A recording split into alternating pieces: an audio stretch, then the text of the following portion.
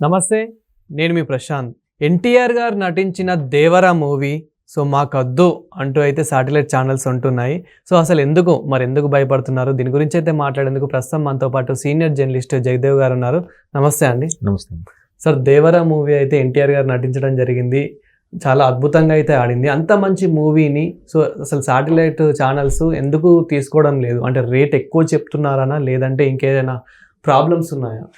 అంటే ఇది మీరు అన్నట్టు శాటిలైట్కి ఓటీటీకి ఇంకా రాలేదు కాబట్టే ఎట్లా అంటే ఓటీటీకి వచ్చినట్టుంది, బట్ శాటిలైట్కి ఇంకా రాలేదు, ఎలాగో ఓటీటీలో స్ట్రీమ్ లైన్ అవుతుంది కదా అని ఉంది. బట్ శాటిలైట్కి అది ఇప్పటికే సంక్రాంతి రిలీజు, మహాశివరాత్రికి బ్లాక్ బాస్టర్ మూవీ అని యాడ్లు వేసుకుంటారు కదా.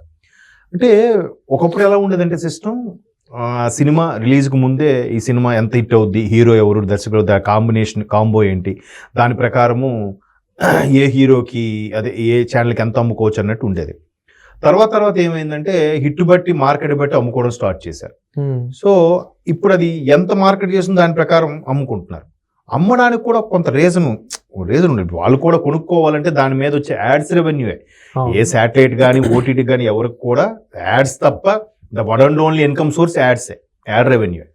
సో ఆల్రెడీ ఓటీటీలో వచ్చేసింది, థియేటర్లో చూశారు. ఇవాళ రేపు ఓటీటీ అంటే ఒక ఓటీటీ ప్లాట్ఫామ్ తీసుకుంటే ఒకేసారి అదే పాస్వర్డ్ అనేది 3-4 అంటే తెలిసిన చుట్టాల బంధువులు 10 మంది చూసేస్తున్నారు. 10 మంది ఇళ్లలో అనేది 10 మంది ఇళ్లలో 10x10 వేసుకుని 100 మంది అక్కడే చూసేస్తున్నారు.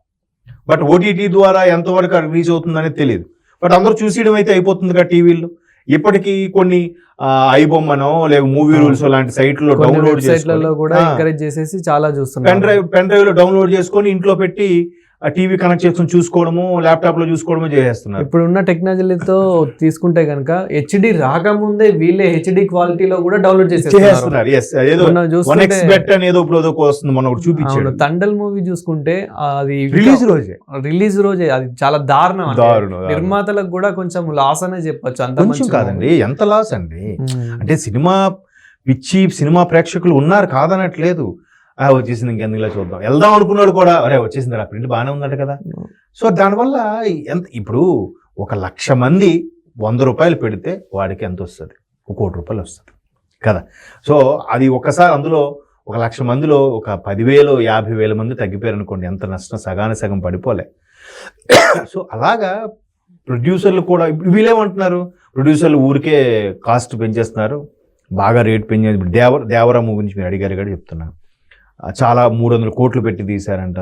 దానికి వీళ్ళు సరిగ్గా మేనేజ్ చేయలేక ఆయన ఎవరు మన ప్రొడ్యూసర్ నాగవంశీకి ఎవరికి అమ్ముకున్నారు. బట్ ఆయన బాగా బెనిఫిట్ పొందాడు, కానీ ప్రొడ్యూసర్స్కి ఏమీ బెనిఫిట్ లేదని కూడా అప్పట్లో వార్తలు వచ్చాయి. ఎంతవరకు వాస్తవం మనకు తెలియదు. సో ఇప్పుడు దాన్ని మిగతాది కూడా గెయిన్ చేసుకోవాలి. ఓవరాల్గా 100 కోట్లు ఎంతో ప్రాఫిట్ వచ్చింది. ఎంత కష్టపడి 3-4 ఏళ్ళుగా తీస్తే ఇంతైనా ప్రాఫిట్. సరే శాటిలైట్కి అమ్ముకుందంటే శాటిలైట్ ముందు రావట్లేదు, అడిగిన రేట్ కూడా ఎక్కువ ఉంటుంది. అఫ్కోర్స్ అది ఒకప్పుడు అయితే లైఫ్ లాంగ్ వాడుకునే వాళ్ళు శాటిలైట్ వాళ్ళు. ఇప్పుడు అది 10 years వరకు ఎంత పెట్టేశారు డ్యూరేషన్. ఒకసారి ఒక సినిమా కొనుక్కుంటే దాని రైట్స్ 10 years వరకే. 10 years తర్వాత మళ్ళీ వాళ్ళు రెన్యూల్ చేసి కొనుక్కోవాలి, లేదా వేరే వాడు ఎవరైనా శాటిలైట్ కొనుక్కుంటే కొనుక్కోవచ్చు. సో అలా ఉంది ఇప్పుడు. సో ఇంత పెట్టితే మళ్ళీ మనకి యాడ్స్ ద్వారా వస్తుందా, జనాలు అందరూ చూసేశారు, సరే చూద్దాంలే అనుకుని ఏముందలే అనే స్టెప్ బ్యాక్ అయ్యే వాళ్ళు ఉండడం వల్ల దానికి ఇంకా శాటిలైట్ రైట్స్ అమ్ముడు పోలేదనే టాక్ అయితే ఉంది. ఈలోగా దేవర 2 కూడా అంటున్నారు. అంటే మొత్తం మీద ఈ కల్కి కూడా ఈ విషయం జరిగింది. కల్కి విషయంలో కూడా ఎలా జరిగిందంటే ఏంటది, ఇలాగే ముందు బాగా హిట్ అవుద్దా లేదా అనుకున్నారు. ఒక్కసారి హైపు ప్రభాస్ వల్ల కలెక్షన్స్ వచ్చేయడం వల్ల ఒక్కసారిగా దాని రేటు పెంచేశారంట. చాలా రోజులు అది సేల్ అమ్ముడు పోలేదు. తర్వాత వాళ్ళు శాటిలైట్ వాళ్ళు కొనుక్కున్నారు అన్నట్టు కూడా ఒక టాక్ ఉంది. మేబీ అంటే ఇప్పుడు ఎవరైనా రూపాయికు ప్రొడక్ట్ తయారైతే కనీసం రూపాయి పావలాకైనా అమ్మాలనుకుంటాడు, అంతే కదా. 1 రూపీ 25 పైసకైనా అమ్మాలనుకుంటాడు, కానీ మరి నష్టంకో 90 పైసలకు అమ్మాలనుకోడుగా. ఆల్రెడీ రూపాయి వచ్చేసింది అనుకోండి, ఆ పైన ఎంత 10 పైసలు వచ్చినా పర్వాలేదు అమ్ముకోవచ్చు కదా. వీళ్ళు అలా అనుకోరు. ఎందుకంటే మీరు అన్నట్టు ఇప్పుడు మూవీ రూల్స్, ఐబొమ్మ లాంటి కొన్ని సైట్లు చేసే నిర్వాహకం వల్ల, పైరసీ ఎంకరేజ్ చేయడం వల్ల వాళ్ళు నష్టపోతున్నారు. కాబట్టి మళ్ళీ సినిమా హిట్ అవుతుందో లేదో తెలీదు. హిట్ అయినప్పుడే కదా 4 రాళ్ళు సంపాదించుకోవాలి. అది సంపాదించుకుంటే కదా మరో 4 సినిమాలు తీయగలుగుతాడు. అప్పుడు ఇండస్ట్రీ పచ్చగా ఉంటుంది. ఇప్పుడు ఎలా అయిపోయిందంటే గుడ్డు ముందా పిల్ల ముందా అన్నట్టుగా మీరు రేట్లు పెంచుకెళ్ళిపోతున్నారయా అంటున్నారు ప్రేక్షకులు. అరే మేము ఇన్ని కోట్లు పెట్టి తీస్తున్నాం, ఆ మాత్రం రేట్లు పెంచకపోతాం, ఆ పైసలు రావురా అంటున్నారు ప్రొడ్యూసర్లు. ఎవరి వెర్షన్ కరెక్ట్ అంటే ఏం చెప్తాం? ఇద్దరు వెర్షన్ కరెక్టే. ఒక ఇప్పుడు వాడు అంత ఖర్చు పెట్టకపోతే వాడికి పైసలు సినిమా అందం ఉండదు. ఇవాళ రేపు టెక్నాలజీ బాగా పెరిగిపోయిందిగా. ఇప్పుడు ప్రతిదానికి కూడా ఒక ల్యాడర్ మొయ్యాలంటే దానికి 2 బాయ్స్ కావాలి. ఆ 2 బాయ్స్కి మరి జీతం ఎవడిస్తాడు? డైలీ వేస్ ఎవడిస్తాడు? వాళ్ళు ఫుడ్ ఎవడు పెడతాడు? వెహికల్ కన్వీన్స్ ఎవరిస్తారు? ఇవన్నీ ప్రొడ్యూసర్కి భారమే కదా. ఇవి ఎవరికి తెలియదు. ఒక సినిమా ఒక ప్రోడక్ట్ రావాలంటే ఎంతమంది కష్టపడాలో, ఎన్ని వందల మంది కష్టపడాలో, ఎంతమంది ప్రత్యక్షంగా పరోక్షంగా చాలా మంది పనిచేస్తారు దాని మీద. సో అలాగ ప్రొడ్యూసర్ అనేవాడు పచ్చగా ఉంటేనే నెక్స్ట్ ఇప్పుడు శాటిలైట్ ఛానల్స్ కూడా సీరియల్స్ సినిమాలు తప్పితే శాటిలైట్ ఛానల్ దేనికి చూడాలి మనం? ఆడవాళ్ళందరూ శాటిలైట్ తప్పితే వీకెండ్ వచ్చేసరికి సినిమాలకు సంబంధించిన ప్రోగ్రాములు, సినిమాల మీద సెటర్లు వేసుకునే ప్రోగ్రాములు, సినిమాలకి ప్యారడీగా చేసే ప్రోగ్రామ్సే తప్ప ఇంకేమున్నాయి చెప్పండి. సో అటువంటి సినిమాయే చచ్చిపోతే వీళ్ళందరికీ మరి భృతి ఎలా దొరుకుతుంది? ఈ శాటిలైట్ వాళ్ళకి కూడా భృతి ఎలా దొరుకుతుంది చెప్పండి? అవునా కదా? అది ఆలోచించాలి. బట్ ఎవరి వెర్షన్ వాళ్ళది. నేను ఇక్కడ ఒకళ్ళనే హైప్ చేసి ఇంకోళ్ళు తక్కువ పట్టే ఉద్దేశం కాదు. ఒక్కొక్క సందర్భం బట్టి ఇది ఆల్రెడీ చూసేశారు కదా. దేవరా ఎట్లా అంటే మిక్స్డ్ టాక్ వచ్చింది. ఒక సూపర్ అన్నా కూడా పర్వాలేదురా అనిపించే సినిమా కదా, అబ్బా సూపర్ బ్లాక్ బాస్టర్ సినిమా అయితే కాదు, హిట్ సినిమాయే అంతే.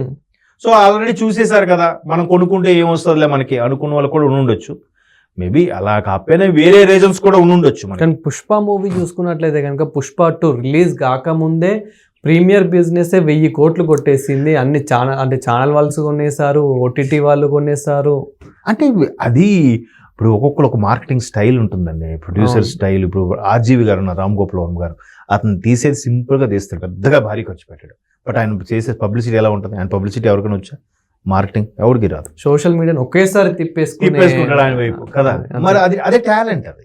ఇప్పుడు రాజమౌళి గారు ఉన్నారు, ఆయన సినిమాకి ఎంత కష్టపడతాడో ప్రమోషన్స్ కూడా అంతే కష్టపడతాడు కదా. ఇప్పుడు అనిల్ రావిపూడి గారు ఉన్నారు, మరి ఎంత చక్కగా ప్రమోషన్స్ చేసాడు ఆయన.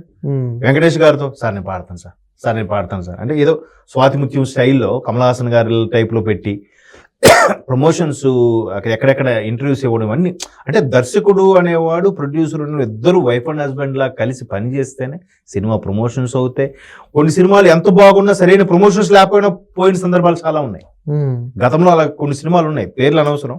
ఇప్పుడు అదుర్ సినిమా ఉంది తీసుకోండి, సూపర్ హిట్స్. ఇప్పటికీ మన టీవీలో వస్తే కామెడీకి చూస్తాం.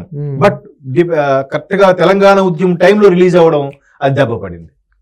అది ఒకసారి పరిస్థితులు బట్టి కూడా, కరోనా టైంలో లేదా వరదల టైంలో అలాంటి సిచ్యువేషన్స్.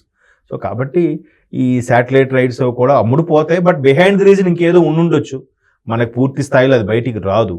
మేబీ ఆల్రెడీ కొనుక్కున్నారేమో. ఇప్పుడు మళ్ళీ ఎలా ఉంటుందంటే ఆ రోజు వచ్చే యాడ్స్, రేటింగ్, రెవెన్యూ బట్టి కూడా మళ్ళీ ప్రొడ్యూసర్ షేర్ అడిగాడు అనుకోండి, ఒకసారి అమ్మేస్తే ఓకే, లేదు నీకు వచ్చిన రేటింగ్ బట్టి కూడా నాకు యాడ్స్ బట్టి మళ్ళీ షేర్ ఇమ్మని అడిగారు అనుకోండి ప్రొడ్యూసర్స్, మళ్ళీ అది వాళ్ళకి ఇబ్బంది కదా.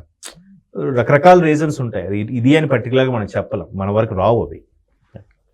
Thank you sir. థ్యాంక్స్.